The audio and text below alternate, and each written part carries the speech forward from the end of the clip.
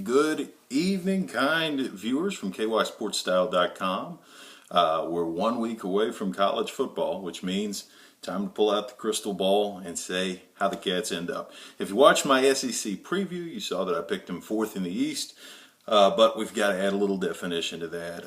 Mr. Vaught kindly brought out his preseason picks in his column earlier this week, so now I'm bringing out mine.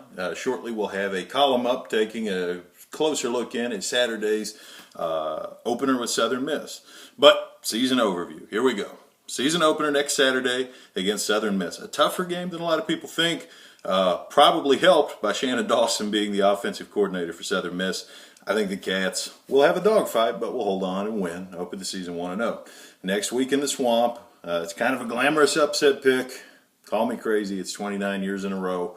I've got to see it to believe it. I think that's a loss, 1-1. Then back home for New Mexico State, which should be an easy victory, 2-1. And then the first of those trio of weaker SEC East foes, South Carolina, comes to Commonwealth Stadium. Beat the Gamecocks the last 2 years. Will Muschamp may turn them around, but I don't think he does it this year. I think it's a W for the Cats, 3-1 for UK. Heading down to Tuscaloosa. Only the wildest of wild-eyed optimists sees that as anything but an L, 3-2.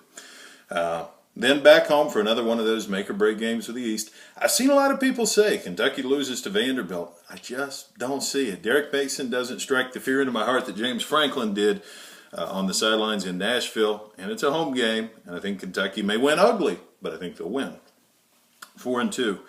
The next home game, another one that a lot of people have circled as a toss-up game. Mississippi State, admittedly Dak Prescott's in the NFL.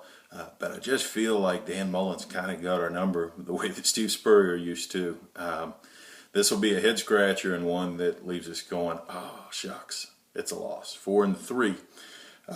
But I think Kentucky gets right very quickly the next week. A road game in Missouri.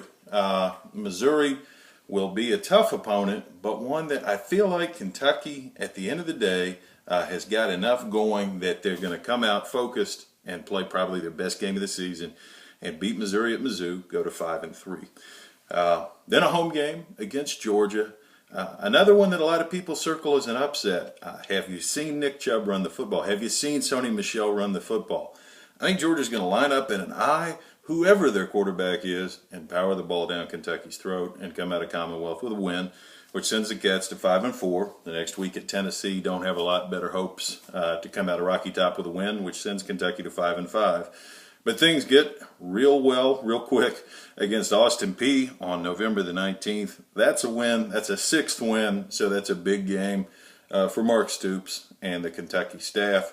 Get a little bit of breathing room. The next week at Louisville could be an either-way game, but with Lamar Jackson in the backfield, it's tough to pick against the Cardinals.